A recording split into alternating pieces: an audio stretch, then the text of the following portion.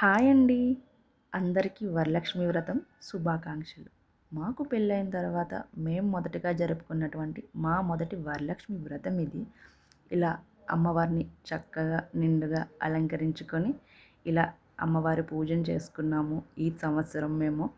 అలానే అమ్మవారికి నైవేద్యంగా ప్రసాదాలు, అలానే పండ్లు, చివరిలో తాంబూలం ఇవన్నీ ఇచ్చుకుంటూ అమ్మవారిని చక్కగా ఈ సంవత్సరం మేము ఆహ్వానిస్తూ వరాలు ఇవ్వమని పూజ చేసుకున్నాము.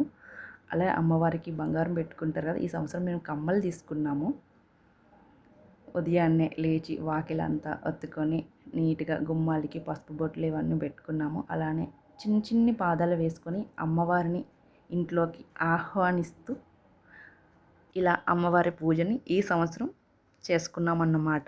మీరు కూడా మంచిగా జరుపుకున్నారా?